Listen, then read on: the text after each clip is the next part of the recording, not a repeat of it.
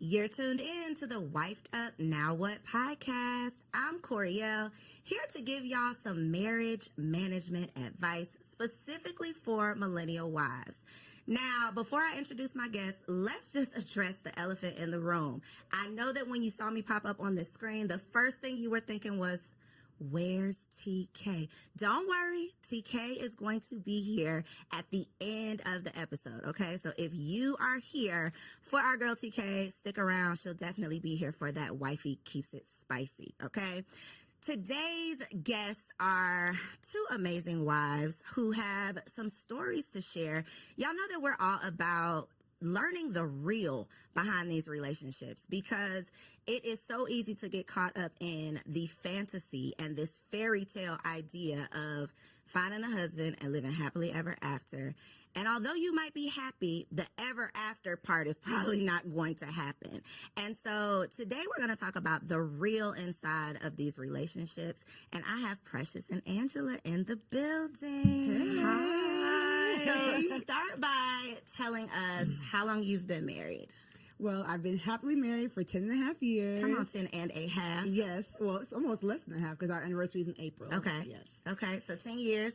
11. Look, we're going to say 11. Rising okay. 11. Rising on the 11. Well, since we're going to raise up, I'll say 10 years because it'll be 10 years July 5th this year. So okay. I'll say 10. So we got some OGs in the building. OGs, we're going to start out. We're going to keep it light, okay? We're going to start out with a little this or that because this is going to be February episode, right? This month is all about love. So we're going to get into that. But I want to talk about like some old school R&B. I just want to see where y'all at, okay? Warm y'all up a little bit, okay? Let's go. So this or that, who do y'all prefer or who did y'all prefer, Mary J. or Mariah Carey? Mary J.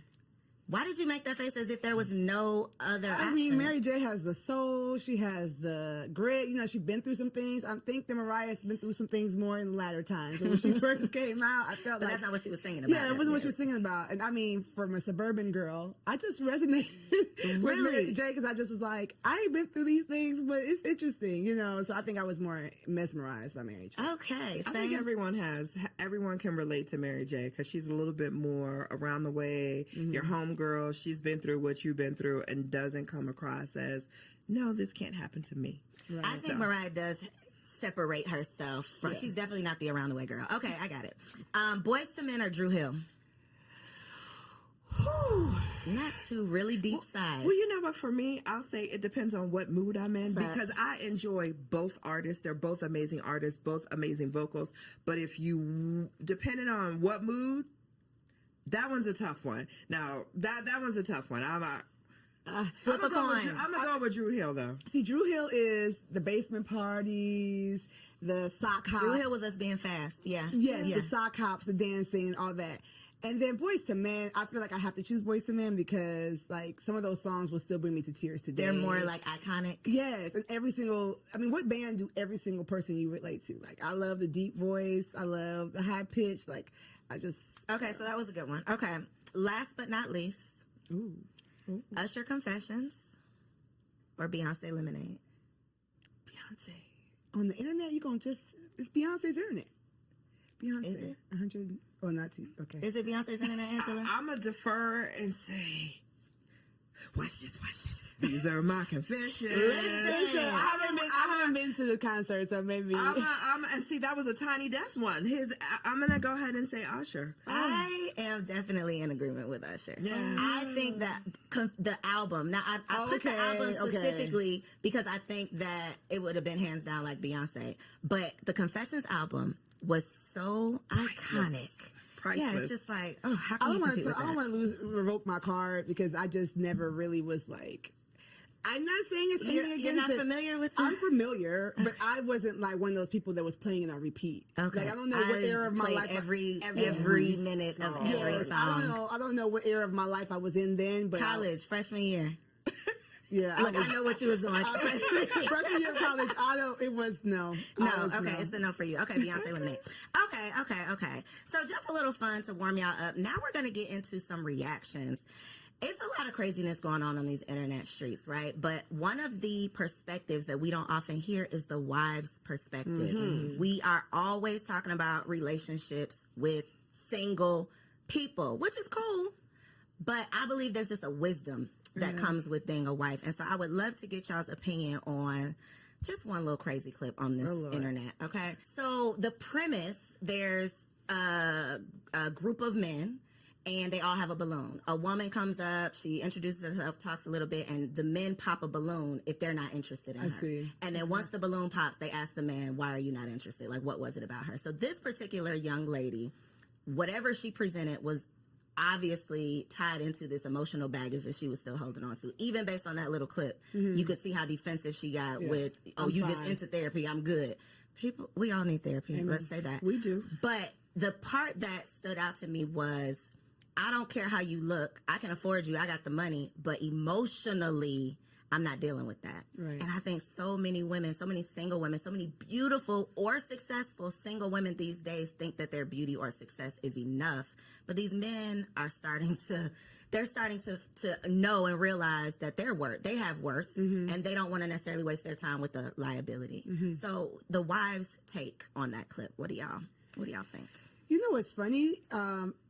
Something stood out to me differently. When he said, I can afford you financially, but not emotionally, I was turned off by that because you don't know, like that to me sounds more like transactional. I do believe that relationships require being willing to grow with someone, being able to have a conversation with someone, being able to tell her, find out more about her than, are you in therapy? Where are you at in your healing journey? Who hurt you might be the better question. And instead of just transaction being like, by the looks of it, I could afford you, but not emotionally, doesn't speak much to what he has to offer emotionally either. It seems like a little bit, I want you in a wrapped up package and ready to go. And I don't believe that sustainable marriages happen when people are, I'm 100%, everything is perfect, and just be able to afford my lifestyle. So that's what rang out to me. But yeah, you're right. We do need to realize that beauty is fleeting, as the good word says, right? So you can't just go with what your hair, nails, and your body. You've got to offer more. For me, that was a little bit different because I just experienced watching two single friends of mine who I introduced dating. The man came back to me and said, I can't do her emotionally. Oh, wow. And I had a very deep conversation with him about what does that mean? So I think, and his answer was from a male perspective, and it was, I can love you, compliment you until I am blue in the face. If you don't believe that, and if you don't believe what I'm sharing with you, there's emotionally, I can't carry the relationship for the both of us. Right. So for me, that statement took me back to that conversation that I recently had. And I think that was a strong statement. That was a real statement, because individuals, regardless if it's the man or the woman, if you're coming to a relationship broken, Right. it's not going to be a healthy relationship. So we need to do the inner work to heal and present our best selves as opposed to presenting our broken selves. And we're all broken in some way, shape, or form. So let me say that. But it's just a matter of how we present that brokenness. Right. And when my friend said that to me, beautiful woman, he said, emotionally, I can't support the relationship emotionally enough for the both of us. And that to was make strong. it worthwhile. Like, it's not worth what it's going to take for me to just manage and maintain for this to be worth it. And I've definitely had a similar conversation with a man who was dating a woman who I just thought was like it. Right. Beautiful, had it all together, seems to just have the, just seemingly the best personality, has her own money, just all of the things. You know those women that you see and you're like, why is she single? And that was literally what he said. He was talking to, and it wasn't necessarily she had emotional baggage. It was more so I don't want to say she couldn't be corrected, but she was never wrong. She could never accept any type of direction. And for men, if you act like you don't need me, they have no place. They feel like, well, there's no point in me being here. And I chose that clip specifically because I think that it speaks to what women say that they want. I just want a man with money. And what men what we think men want, which is just a pretty face. So part of what you didn't see was her explaining, you know, what she wanted in a man was he had to have X number of dollars. He had to be at this certain position in life. And this man who's a doctor who is in that position was saying, well, I got it. I can do all that, but I don't want to deal with that. I see. The issue is I've been out of this dating pool so long. You know, it's been 12 and a half years at this point. And I go to a gym where there's a lot of young ladies and we talk and, you know, I'm always mesmerized by it, but it's so forward that it's so much criteria dropping, right? It's so much judging and pretentiousness. Like, it's not enough. Let me get to know you. And even the game is hilarious to me because it's just like, why do we as millennials want to label everything, quantify everything, get straight to the point per se, right? And we think that we're doing ourselves a favor, but really we're losing that nuance, that je ne sais quoi of getting to know someone, getting to experience that person. And, you know, for her, I feel bad because she's probably put that air up because she's been in this pool of men or whatever and feels like she needs to give her criteria based on being hurt or whatever. Therapy. As a counselor, I would, she needs therapy. But it's hard for me. I'm trying to stay out of that pool, and I'm praying for everyone in it. That part. I think, though, the defensiveness is definitely a turnoff. Yeah. Anybody who does not need therapy would not start the sentence off with, I think you just into that. You know, like, you clearly are proving his point with that response. So I think it's just an opportunity to check ourselves, get more aware, and know what the other, whoever you want to date, I'm just going to say the opposite sex, know what they actually want. Yeah. Because we can't say we want to be in a marriage with a man and then a man tells us what he desires and we like, but no, I'm not doing that. Go, get somebody else to do it. And it's like, but then you get what you get. Yeah, what do you really want? Okay, so that was good. So one of the things that I have personally just gotten into, y'all, I just launched a blog, okay, everybodylied.com, and it's the premise of we've been lied to. We've been lied to our whole lives about so many things. For the sake of this conversation, though, we're going to focus on the marriage lies, okay? One of the things that I realized as someone who has always wanted to be a wife, this is something that I've prayed for, I thought I prepared for it, all of the things, and I got into it and still didn't know what the hell I was doing. And I'm a happy wife. To your point, happily married, right? A happy wife. I love my husband, and it's still very hard. Yeah.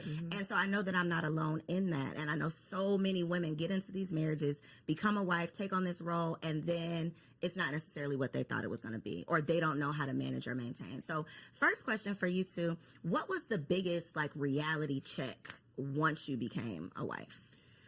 Well, for me, similar. My parents are still married. I did not model my marriage after my parents, however, but I'm from Ghana, West Africa. And so my biggest reality check was that you really make the marriage you want. It doesn't have to come. It's not like I get married and I enter this thing and it's just going to be ready made. Like, no, you've got to make the marriage you want. You've got to create the boundaries you want. You know, a piece of advice that my wonderful mom told me is that don't start nothing you don't want to keep doing. And it is true, like the boundaries. Oh, give an example, Precious. Okay, so when I was young and married, before we had, my husband was a single dad, so I have the bonus family structure. He would wake up really, really early to go to work. And I'm like, I'm going to wake up and make him breakfast. Woo. So, 5 a.m., I woke up every morning and made him breakfast for work and helped him get his lunch together. So we because he's our first child after the first year, baby comes, and I'm like, I'm not getting up to make it. I might put your snacks out the night before. But my mom, when she heard I was doing it, she's like, I don't know if you want to do that for 30 years, and it's basically don't false advertise. So when we changed that system, I had to talk to him and say, I think I was ambitious. I think I was doing a little too much. I was doing too much. I still love you all the same. I'm going to show you love because his love language is acts of service. I'm going to show you love in other ways.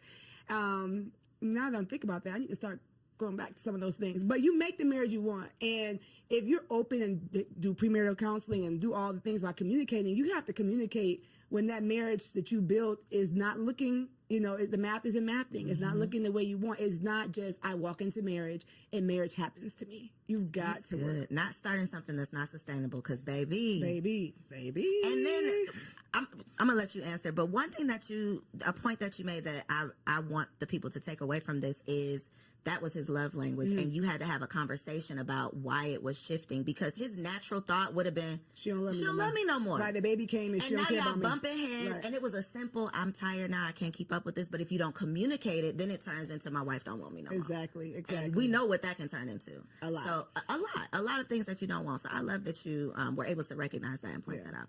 That's what she kind of took not two, but they're important because they translate from marriage to marriage. Communication is key, and learning your spouse's love language. Like, I didn't know anything about love languages prior to getting married.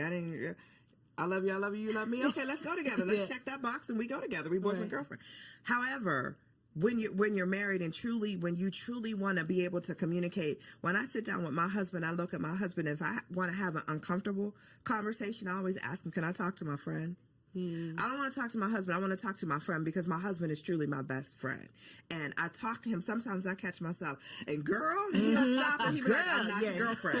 Like, stop it. So stop. I know I'm not, but I'm so comfortable. And we after, we've been married for 10, together for 12.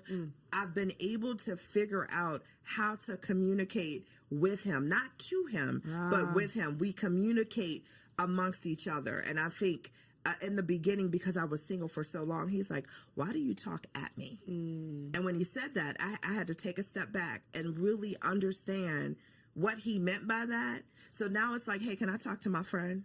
So listen, I got the situation with my husband, and I'll explain whatever the situation is bothering me. How do you propose we fix it?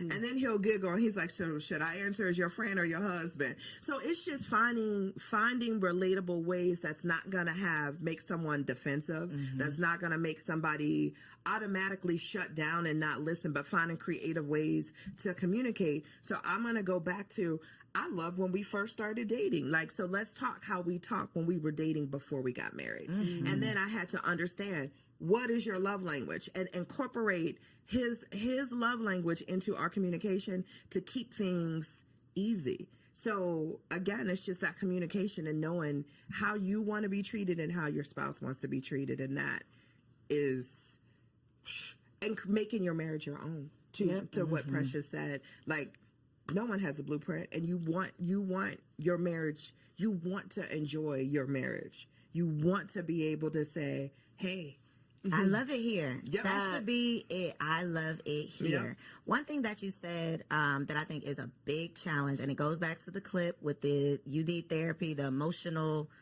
immaturity, whatever, is I have to say it in a way that he doesn't get defensive. I want to flip that, though, because me and my husband have had some conversations, and I'm on the defense immediately. And it's part of me recognizing things you need to, areas you need to grow in, things you need to work on. I am very non-confrontational, so I don't want to have those tough conversations. But baby, in this marriage, it is not what you want to do. It's what needs to be done. And so for a woman who's not willing to mature or grow or evolve or go to therapy or work on herself, marriage is not going to work. It is not going to last. She need to stay single. You have to stay single. I put up on threads, if you can never be wrong, you should never get married. Like, if nobody can check you, that's the point of marriage. What are you doing? Like, marriage is your mirror.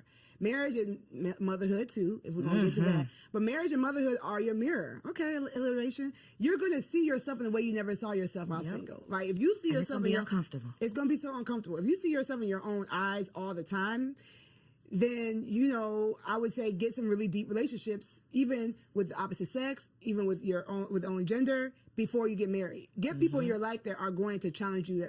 Iron sharpens iron, right? They are going to challenge you and show you where you're fleeting. I know nowadays roommates aren't popular. Like I said, this is a new thing for me, but I am a proponent of maybe having a roommate. It depends on your age. Somebody that's just going to show you, like, you do this and it's weird. Like, stop doing that. And if the first person who has a hard conversation like that is your husband, then he's going to be the enemy. Yep. Then it's you and it's not me, because nobody else has ever told me this. But you've never allowed anybody that close to you. And you need therapy before you get married. Okay, I know they say premarital counseling, but you need your own session so that you can work through your stuff before you bring that baggage into a marriage. How has your communication had to change within your marriage? because you said you've evolved into, I know how to approach the conversation now. What did the unevolved Angela look like with these conversations? The unevolved Angela looked like I was that female because I got married late in life. And when I say late, I was 44. Yeah, I was 44, right? I was already set in my ways. So as individuals, when you, and I was a single mom. So raising my son, for me, I was pretty much set in my ways. I knew how I wanted my day to look from start to finish, or how I would move throughout the day from start to finish. And having someone in your space and having to consider another human being, another individual, learning to listen before I speak, because he was like, you answered the question I didn't even ask you. Like, let me get the question out, because I was on the defense and wanted. He goes, listen. So for me, I had to listen to how he was saying. I made him feel like within the first year, he made a comment that said, hey, sometimes I feel uncomfortable talking to you because you're always on the defense, or I never get out what I want to say. Okay, note to self. So let me take a step back and let you fully. So now what I do is I'll sit and I'll listen. I'll wait. I'm like, are you finished? And it's not that I'm listening to respond. I'm truly listening to hear what he's saying, to have the best response, knowing at the end of the day, it's me and you. Like this isn't a competition. We're here to grow and evolve each other. So if you're telling me that I make you feel a certain way when you're talking to me, let me just listen first before I go to respond. And then that way you can feel comfortable with saying whatever it is that you want to say to me without me coming back at you. Well, you didn't do right. And it's not about me. It was his opportunity of telling me how I make him feel. So I don't respond back with, well, you do XYZ to me, or you do. It's about you. If this is your moment. So you need me to change these 3 things, I got you. No problem. Partner, I got you. What about you, Precious? I'm really thinking hard about this question. My husband's the easiest part about being married. Honestly, like the guy, his enemies don't like me. Right? They love him and don't like me. I'm like, wait, I didn't do nothing to you. Like, he just is the easiest part about being married. So our communication's always kind of been like, what's up? Very chill. I think the nonverbal communication is something that I've had to work on more.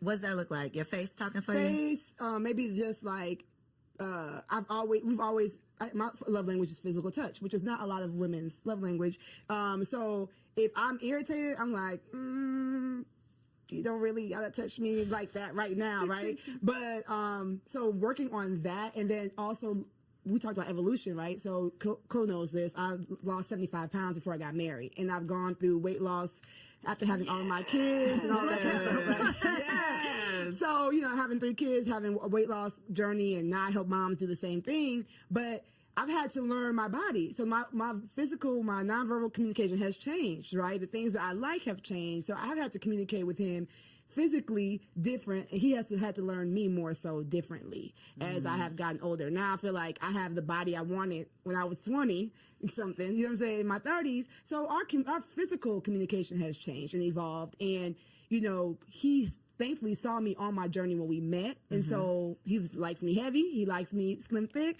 And so it works, but we had to kind of figure out like, oh, okay, you can do that now. Okay. Like, okay. So our physical communication, has had to evolve. Okay. Reading between those lines. Exactly. I want to talk about those times you want to kill him though. Okay. Because 2 o'clock. Look, 3 o'clock now. I really love my husband down. And there are, love his dirty draws. But there are days when it's like, I'm going to kill this nigga. Yeah. Can I do this for the rest of eternity? Right. I have honestly had those thoughts. And I'm sure he has as well. I think it's just kind of what comes along with it. But that is not the expectation with the happily ever after that we're signing up for. Right. So in those moments when he is your best friend, he's the easiest part of marriage, but it ain't easy. What do you say to yourself in those moments? What is your outlet? How do you calm yourself down? What do you tell yourself to put yourself in check? Like, what do you do in those moments? Yeah, so I said my husband's the easiest part of marriage because his personality, like just who he is like, wow, I don't think my personality can match with anybody else on the planet, right? But marriage is more than just you and that person. Marriage is you and that person, their child, if you have a blended family, or their parents, the way they relate to their families. With however toxic their families are, that's something you need to evaluate before you get married. Like, all those things matter. And so, the days where I'm just like, I don't like how you handled that, or stick up for yourself, or go for more, or, you're so talented in this, I want you to, where you're like wanting to coach your own spouse and you have to let them be their own person. I have to really decide that, like, am I? Personal development and becoming a better you is always going to make a better we. And so I think that a lot of times, especially wives, we have that vision. We can see where we can go. And sometimes our husbands are like, I want to watch football. Like, or I don't need to do good. Yeah, I'm good. Like, we're good right here, or whatever. And even if you have a super ambitious husband, some of the things that we see vision for, they don't see it. And so I say to myself, I say to my clients, like, focus on you. Focus on go to the gym, get a hobby, cope with your friends. Some of the things that we are getting frustrated with our husbands are because our friends are supposed to hold that role, not our husband. And so I've had to learn. A word right there. Listen, like, sometimes you're just putting too much weight on that relationship and it cannot stand the weight. And so spiritually, I tap in with God, like, maybe, Lord, am I using him as an idol? I need to spend more time with you. Physically, I'm trying to be up all under him and I need to go find a friend. I might be having some anxiety. Let me go get a workout in. Let me go walk in, like, build me up physically, spiritually, emotionally, so that it takes off some of that pressure off of the relationship. That's good. Yeah. Ooh, I like that one. When I get to the place where I just, what my husband, I honestly, I take a step back and I say, is it really detrimental to the marriage?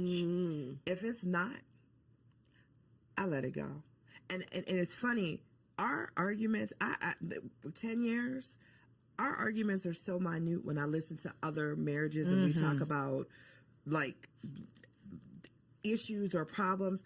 Our issues are so small, and I feel like I'm so blessed because of that, because we talk all the time and we communicate about things all the time. But when I get to the point where I just want to choke him, I take a step back and I'm like, is it really that deep? Is it really that detrimental? Like, I'd be mad, like, man, you left the bathroom light on again. I just want to, and I'm like, is it really that deep? Instead of checking him to say, hey, once again, you left the bathroom light on, I'm just going to go ahead and turn it off and keep it moving about my day. It's just, our arguments be the little petty stuff. But those little petty things can add up. Yes. If the communication is not there. If you don't, if they're not communicated. So, like, our arguments are not, like, I just look at and even like our biggest arguments are, I take a step back. Is it really that detrimental to our marriage? And if the answer is no, I just let it go and keep it.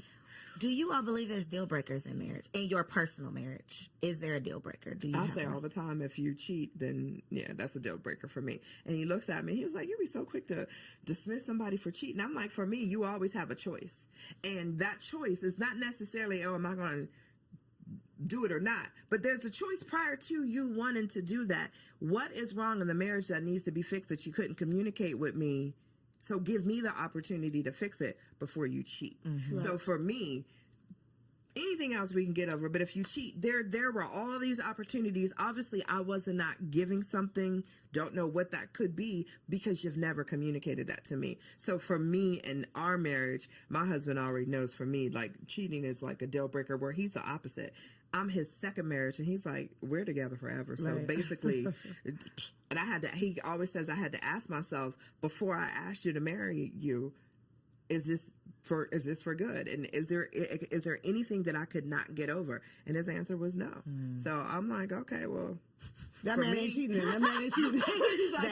He's trying to stay with you. I would say there is no immediate deal breaker in my marriage. Okay. So that means nothing is, you can't talk about, at least have a conversation about. Right. So immediate deal breaker mean I don't care what you say. It's over for me. I mean, maybe if he put his hands on me, I can't see myself. Maybe if he put his hands on you, because if he put his hands on me, I just can't see him turn. Like, that to me seems silly to say. You know what I'm Like, saying? there's no chance this Yeah, it was like when we were dating, I used to say, if it was a burning fire and me, your mom, and your daughter were in the room, who would you get first? He's like, I'm not answering that. That's silly. I'm going to find a way for all of y'all to live. Yeah, it's not happening. Why are we all in this house, in this fire, right? So that to me is like, when would he become, just randomly after all this time become that kind of person? So yes, I would not be with someone who would put their hands on me, but I don't have a immediate deal breaker. That is great and scary. It is very scary. And I mean, I feel like I can say that now, right? So, I'm never going to be like on this internet, like, oh yeah, everything is perfect over here. No, I mean, we were both working class. We met. We still out here working through this pandemic, through this economy like everybody else. So I won't say that we're perfect and it's not something that the enemy could use to break us. But the way we look at marriage is like, this is our way to show people that Jesus is real. Like, this is our way to show people that, like, he didn't die for nothing. So for me, I would just pray that, like, whatever came our way, we would look at it as an attack and we would fight it together. Now, if we didn't make it, then we fought. You see what I'm saying? So that's why I say it's no immediate break. It's not to be like, oh, I love my husband, I'm never divorcing him. But more so like, we represent more than just me and him being happy. I love that. It's bigger than just y'all are building something bigger. Yeah. When it comes to losing yourself in your marriage, I think this is definitely a woman problem. And I think it comes down to what you said, Precious, of a lot of women, when we find this man of our dreams, I would just speak for myself, not a lot of women, me.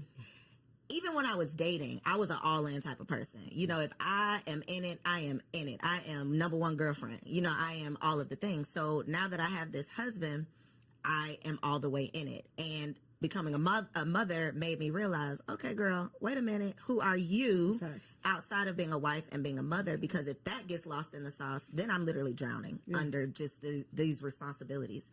And so y'all being in the game 10 plus years, how have you managed to maintain your identity outside of being a wife?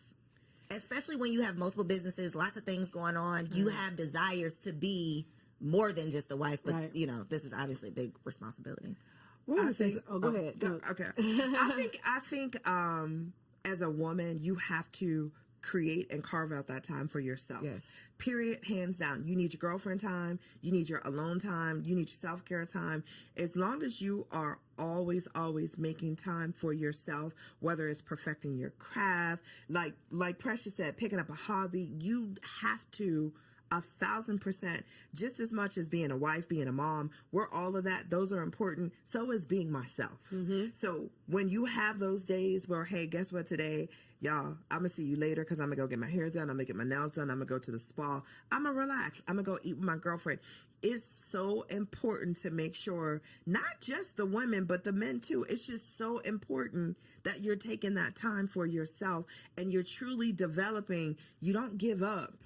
I hear some people say, well, I gave up my dreams and aspirations because I'm a wife and a mom. What made you think you had to? Because the times are evolving. Yeah. There's things as nannies, like so much that people did not have access and finances to when our parents were coming up, or who we had as role models or marriages, role models in terms of marriages to model after. We didn't see that. We saw the wife staying home and being the wife and mom, and that was it. That's not where we're at today. And a big part of that is always making sure that we as women allot that time for ourselves and not feel guilty about it. Ooh, the guilt part. That part. There's nothing wrong with saying no because I'm taking time for me. Because if we're not good for all the other roles that we have, we can't be good for anything. So we got to be good to ourselves. You already know that she's speaking my language, right? So I heard you speak. One thing I want to affirm you, because I'm always going to do that, is that when you're a woman such as Co, and you're doing all these things as a single woman, society was going to tell you that it's not possible to have it all. It's not possible. So when you get into this beautiful marriage, it's like, okay, I got to work. I got to give everything I can to this because this is an anomaly. I'm an anomaly to be able to be this self-made, 6-figure, maven, right? And so that's a lie. Right? Everybody lies. See, that's a lie. That's a lie. You can have it all. You might not have it all at the same time, and you might not be the one to do it all, but you can. Okay. Thank you. So you're welcome. You're welcome. It's gonna be, we in the trenches. No hood like motherhood. So we're in the trenches. But to your point, when I teach the LIFT framework, which is my framework, one of the letters is the F, the freedom mindset. That fighting that guilt. And what you said about the T, taking your turn, I'm not gonna go into that, right? Like you take your turn, you do stuff for you, but you gotta start with the mindset of why do you think you need to be lost? How, if you lose yourself, will your husband have someone to love? Will your kids have someone to nurture? Like, getting better gives him a new woman to love, right? Every time I get better, every time I lose an inch, every time I get a new hobby, it's like, okay. It's spicing things up without him having to go find somebody else. You see what I'm saying? And so I think that we have it backwards where it's like, oh, I've got to martyr myself for the things I love. But no, you're giving them a diminished version of yourself. And so even if mom guilt or wife guilt, because I feel like I have more wife guilt than mom guilt, them kids will be all right. Yeah, them kids will be all right. Yep. I feel like y'all have each other. I birthed all y'all so y'all can have each other, go on and play, right? But sometimes I'm like, I'm at this thing, I could spend more time with my husband, or I'll bring him something home to eat. Like, I have more wife guilt than mom guilt, but I have to remind myself that, like, the things that I'm doing to make myself better, make me happier, make me more understanding, make me more energetic. You know what I'm saying? Like, go to the gym, sis. Take the time for you, like, because you're going to be a better version of you when you get there. And so losing yourself is normal. It's more normal. That's a lie, too. It's more normal than you think. You might be beating yourself up and saying, why? I can't believe I let myself go. I can't believe it. A lot of people are doing it. But they're not talking about it. But they're not. Which is the point of these conversations. Because when I see the perfectly curated homes, all this not a figment of our imagination, because I'm seeing it right here on my timeline. It's social media. It's what we think is the norm. And it's like, no, that is not. First of all, that's not even real, probably. But we are comparing our real lives to this fantasy or fraudulent 18 seconds, 30 seconds. Yeah, clip that we see. And to your point, we think something's wrong with us when we get lost in the sauce. But I definitely, and we're talking about being wives, but when I became a mother, I think I felt it more. Because you have a physical part that's changed too. And it's like, I can't go nowhere. This baby is attached to my brain. Like, I am here. I can't, that life that I used to live, I'm literally a new person. Right. I'm literally living a new life, and it's never coming back. And that, I think, is a very tough grief. It's grieving your old life. I literally, that old self died, and now I'm this new woman, and I'm trying to figure it all out.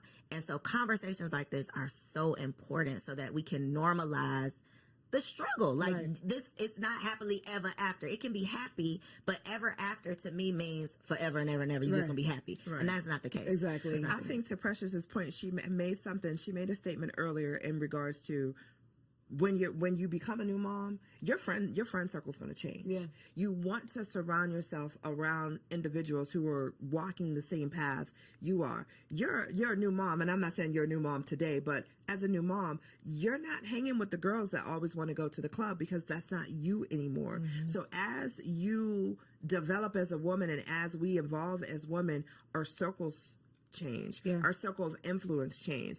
I wouldn't ask a single girlfriend who knows nothing about being a parent to watch my child for me. But guess what? I'm going to have a whole nother set of girlfriends who are parents, who understand the struggles of being a mom and being a parent and having someone attached to you, or always having to be mindful of another individual. So we just need to, instead of not having the conversations, and I'm so thankful that you have this platform for individuals, for women to know, it's all a lie. Like, you evolve and grow, and as you grow, your circle's going to grow, and as a woman, we're going to grow, and that's the evolution part of that. Yeah, but even to that point, I feel like some of those single friends are just real important too. Those are the TTs, right? I think the village has evolved. It's not going to always be the grandmas, because some of these new grandmas, these grandmas is out in the these streets. new grandmas are out in the streets, right? So I agree with her saying, like, get those sisters that can, that's why I created my brand. That's why I created what I do, because we need to have a tribe, right? But then don't forget about some of the people who might not be in the same zone, because they're going to be the ones to take the kids to do the fun things you don't feel like doing. So what about friends for your marriage? Because that is another, like, revelation. I done had so many revelations. That is one of them, of, like, it takes a village to raise a kid, but I think it takes a village to have a healthy, happy marriage as well. True. Absolutely. Especially in terms of not necessarily like leaving your single friends in the dust, but I do believe there is a value and a benefit to having other married couple friends. Absolutely. Because when you come across some of this craziness, I gotta have somebody who I can relate to. True. So what has been the value, or have y'all seen any value or benefit of having those like marriage friends, or do you? Absolutely. We always joke, if I like the wife and he likes the husband, we go together. Like, that's it. Like, once you find that, that is gold. And then, unfortunately, we've had some times where he loves the husband. Like, I'm like, sorry, y'all got to break up. Y'all got to break up because I'm not coming. I'm not coming. I can't do it. Thankfully, I'm an extrovert, so I'll bear with them once a quarter. But it ain't finna be no regular. It's not going to be. So, yes, I find it very important. We're members of a church. We were in ministry for a long time. So, a lot of that was ready-made for us. So you had a built-in. We had a built-in community now when we changed churches, and it was like hard. We were like in the first place, like, well, you got to make new friends at this age. But yes, I do find it very important, especially for husbands. I know that we're talking to wives, but like, I think that women talk about their marriage more than men talk about their marriages. For sure. And so I know that I can say my husband's so amazing because he can see like what his married friends are talking about. Like they kind of can see like, he's like, dang, Precious is boisterous, but she ain't like that. Girl, they be making me look good. I'm like, as long as thank you, girl. You keep cutting up. Yeah, keep cutting up on there. Right. So I think it's very important. And for women too, like you just see something that like, oh, I'm glad. My man, he got to deal with that. Yeah, like we got to, we all right, you know what I'm saying? Like we might not be in a mansion, but he be at home. I think it's important. I think 1,000% important. I have an equal balance of both single friends and married friends, but for us, we enjoy hanging out with our married friends more because it's just more conversation that I relate to, and it's and for both of us, and it's just super important because I think healthy marriages feed healthy marriages, and you also want to have a safe spot where if there's an issue within your marriage and you're looking for advice from other married couples, then it's good, not necessarily advice. Let's say that, because I always tell people be cautious of who you take advice from. But just just hearing that you're not the only couple that has gone through or will go through what it is that you're going through. So okay. You like put a pin in notes because I subscribe, and I think a lot of us subscribe to keep people out your business, right? Disagree. So this is where I'm going, because that is not necessarily the healthiest mindset or way of being if you truly do need an outlet. You truly do need a sounding board. So where do you draw the line? It's very gray of, I don't want y'all in my marital business, but I do need a friend. I do need support. I do need some advice or some help or whatever, and I don't want to be over here alone, because that's how I ended up, staying in an abusive relationship for too long. I wasn't talking to my friends. I wasn't telling anybody my business. I was trying to keep it all to myself. So God forbid anyone finds themselves in a situation like that and don't want to share, because we've been preaching, keep people out your business. Right. So what's your stance on that? I talk. Me too. I like, if you're my friend and you're our friend, you want what's best for us as a couple, I'm going to talk. I will pick up the phone in a minute and call my husband's best friend and say, let me tell you about your boy. Or I will pick up the phone and call his wife and be like, hey, I'm going to share this with you. Do you experience this? Maybe you can whisper it to him. So I talk. If there's an issue and it feels something that you want, that I feel that I need to get off my chest, I'm going to talk. I don't sugarcoat nothing. I don't hold nothing back. And sometimes if I need to be checked, I look for my friends to check me. Am I wrong? Or tell me and that's how, and I have a girlfriend that I go to, and anytime I start the conversation, okay, I need you. Am I wrong? She's like, hold on, let me get my coffee. But so you want those friends where you want to know that you're talking in a safe space, and you're talking and you're going to get great feedback back. So but I don't listen, hey, no one's perfect. What about family though? No. Is it only friends? Except for my sister. My sister's my best friend. So, but even with her, some things I feel like if it's going to change the level of advice she gives me in the future, I don't tell her. Explain that. So sometimes there's something that you might be going through that's a recurring thing, right? And you feel like if I say this recurring thing to this person, it might shift the way they advise me moving forward. So I need somebody who's really clearly, like, me and her are 13 months apart. Like, my drawers are dirty, she's like, girl, but that's, it's just a stain. You know what I'm saying? Right. So, she'll tell me I'm wrong, don't get me wrong, but some things it's like, okay, I'm I don't need to I'm hear done that with right this now. recurring thing Yeah. that you know. So I think for me, I do talk. As you can see, I do talk, but we've already used wisdom in the circle. Like but he knows the 3 people I'm told. It's not gonna be this random friend I met at work and it's like we're best Now friends. she in your business. Yeah, no, it's Right. like he knows, and then he gonna know if her husband texts him. It's like, oh dang, she didn't told. What's the call? Hold on. Right? Like, and the same thing. I'd be like, I don't know what's going on the phone upstairs, but they're talking longer than normal. Are you okay? You know, to my friends. So it's just like, you can't come stay here, so let's talk because what's going on with Because y'all have to work that out. Yeah, y'all gotta work that out. So we have a standard on the people that we trust, and then I have working and continue to work on that. I speak of him the way I would want him to hear me speak of him. So if I'm telling somebody something, if I haven't talked to him about it yet, I want, if he overheard me, it wouldn't be like, dang, like, so you just calling me low down and no good. Like, you know, like I I respect my husband when he's there, when he's not. And I don't speak to people who are going to be like, yeah. That, you know, like speak negatively of him too. If somebody has that type of vibe towards marriage, like, because you know, these husbands are, You are not the person. You are not the outlet. I person I'm can't. talking And I can to. be super close to that person, right? But if their view of marriage or based on where their marriage is, they're ready for you to like, yes, like finally, especially like I told y'all, my husband's liked by everybody. Yes, finally he done did something. Because you know, all these husbands don't do.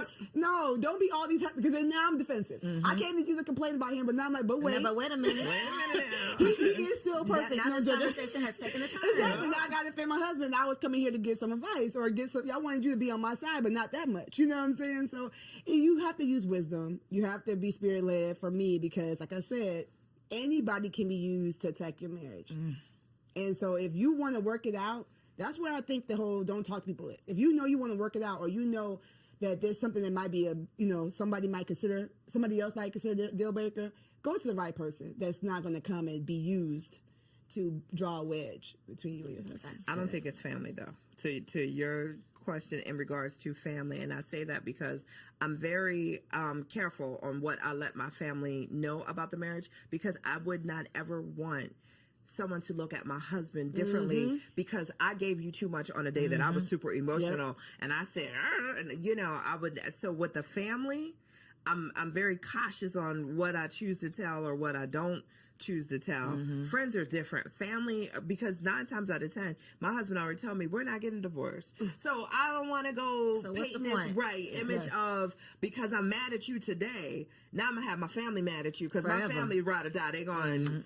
So I'm careful when it comes to family on what I tell and what I don't share. Friends choose you. Family doesn't. Yep. So if you're talking to a friend, this person has chose to be his friend, chose to be y'all friend. They like him for who he is, right? Your family is putting up with him might because not even like your right, exactly, right. And thankfully, my family loves Aunt, but it's like they didn't choose him. They don't even know him as well as my friends know him. So I think it's just about, you know, not casting your pearls in space that's not safe. You know what I'm saying? Picking the person that you know loves him and might be like, not Precious. You know, sometimes he does it. You know, like giving him the benefit of the helpful advice. Yeah.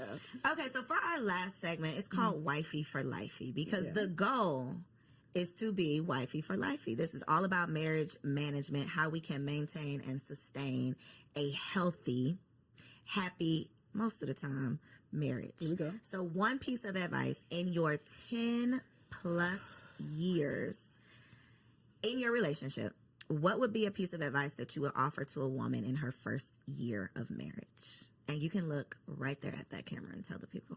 Hey, girl. My advice is that you're God's daughter first. He created you. He gave you your name. He gave you your parents. He gave you your body. He gave you so many gifts. So do not forget her, right? Continue to cultivate what you love. Continue to cultivate the friendships you love. Be willing to change and grow and evolve. And as you do that, communicate that. Communicate those changes. Do the self-work. Don't just set it and forget it, right? So continue to grow, continue to love on you. The word says that you love the Lord your God with all your heart and love your neighbor as yourself. But if you don't love yourself, if you neglected yourself, that love you're giving other people is not going to be the level of love that they deserve. So just don't forget you. You know what I'm saying? If you ever need a hand in the process, my name is Precious. I got you. But just don't forget you, and you're loved. Thank you, Precious. What you got, Angela? For me, it's communication. I'm going to stand on it. I'm going to stand 10 toes down. Figure out the best way to communicate with your spouse. However, whether it's verbal, nonverbal, listening, communication is not just talking, it's also about listening. So if you, in your first year of marriage, if you and your spouse can truly, truly, truly connect on how to communicate with each other, you're going to go a long way. That has been a common conversation here. We always talk about finances being the number one cause of divorce, but I would believe it's the lack of communication about finances that is the number one cause, and the resentment that comes from not communicating. Yep. So, such a good conversation. I learned something every single time I have the opportunity to host these shows. So, thank y'all for offering your wives' wisdom. Precious, I know you got a lot of stuff for the people. Angela, I know you got a whole lot going on. So, look in the camera, tell them where they can find you and how they can connect with you online. Yay. So I'm Precious K. Williams on all platforms. I'm a mommy wellness coach and an international wellness speaker. So I talk about wellness, women's wellness, and lifting yourself up, right? With the power of the Lord, lightening your load, igniting your spark, embracing a freedom mindset so you can take your turn. I run an 8-week program for moms doing just that. So if you need me, go to preciouskwilliams.com. I have a free quiz on there, so you can find out how well you actually doing and not just being like, I'm doing all right. I'm doing okay, girl. No, let's figure out how you actually doing so we can get you the help you need so you can be your best self and live happily, mostly ever after. And I'm Angela McCoy. You can find me. Well, I'm the president and CEO of Full Circle Consulting Group. We do public relations, we do marketing, we do artist management and events. So if you ever need a fantastic event, we got you. Yeah, you're an artist. You need management. We got you. Public relations. We got you. And if your company needs help with marketing, we got you covered there. You can find us at fullcircleconsultinggroup.com and Full Circle Consulting Group on IG. Two bossed up baddies that are still out here living healthy, happy wife life. Okay. So I hope y'all enjoyed the first part of today's episode. We are about to get into Wifey Keeps It Spicy. TK is the next face that you'll see. Catch you on the next episode.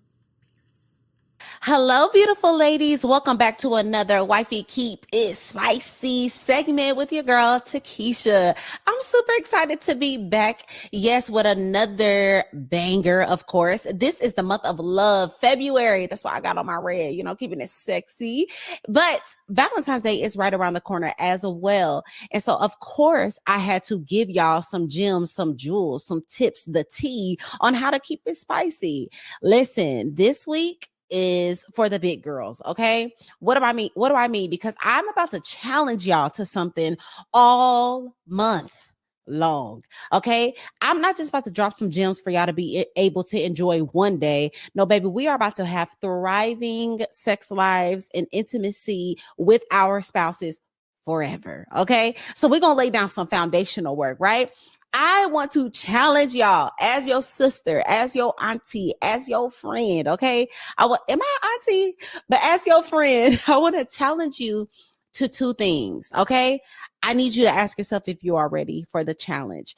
Why am I challenging you? Because I have done these things. I have experience in these things, and they have absolutely elevated my intimacy with my man. Okay. So if you want to elevate your intimacy, if you want to keep it spicy, I dare you to accept this challenge. Number one, I challenge you to step up in your femininity, specifically in the way that you dress in your house. Okay. A lot of us need to go ahead and fold up the leggings, the oversized t-shirts, the hoodies, the sweatpants. Fold it up, sis. Let's fold it up. And we're going to wear our little house dresses around the house. Okay. We're going to wear elevated loungewear around the house. Okay. We're going to wear those Ross and TJ Maxx summer dresses in the home. We're going to get oiled up. We're going to look cute. Why does this matter? Why am I challenging you to this? It's because when you feel feminine and you feel soft and you are taking care of yourself, you will be more prepared to be able to be intimate later on at night. A lot of us are complaining about being tired and being drained and being overworked. And we just feel like we're in this masculine energy. Well, here's a small tip to step into that feminine energy so that you can be all you need to be when it is time to do what we need to do. Wear those dresses around the house all month long. Step into your feminine essence, right? I just want to put this caveat out there though. Be prepared for your man to want it all the time, and be prepared for you to want it. Okay. Because when you walk past that mirror and you see your silhouette and you see how good you look, you see how you jiggling and wiggling and smooth in that dress, you are going to feel confident. It's going to boost your self-esteem, and it helps you thrive in your femininity, which is absolutely attached to your intimacy. The second part of this challenge, and this is for the big girls. Are y'all ready? I want to give every single last one of y'all some homework. We are going to set our man down. We are going to set our husbands down. And this is exactly what we are going to ask. We're going to ask how we can be a better wife. We are going to ask for them to share with us all the areas that we could work on. We are going to ask for every aspect of our lives. How am I as a mother? How am I intimately? What is the things that you want from me? Talk to me, Big Daddy, right? And I know a lot of y'all like, girl, he the one that need to be elevating. He's the one that needs to be asking me these questions. But I just want to challenge y'all to take the lead.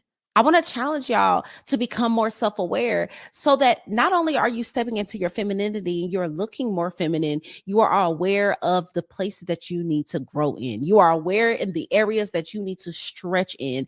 And therefore, overall, just allowing a space for a phenomenal place of intimacy to thrive. A lot of us think we're doing excellent and we just might not be. And that is okay. It is better to have your feelings hurt a little bit and become fully self-aware than to operate in full delusion and just be suffering. We don't want that. We're not building up a culture of women who think it's all about them. So this month we are challenging ourselves to be big girls. We're challenging ourselves not only to know how to be fire in the bedroom, throw it back, do all these tricks, but we're going to be phenomenal women. And so this is what's going to set up for the long lasting, mind blowing sex that we all want. So that is my advice. That's my tips for this month. I want y'all to comment down below, not this month, but this week. I want y'all to comment down below if you are accepting the challenge. Will you wear dresses all month long? Will you kind of get a little sexy and elevate that loungewear? And are you going to set your man down to really find out what's tea?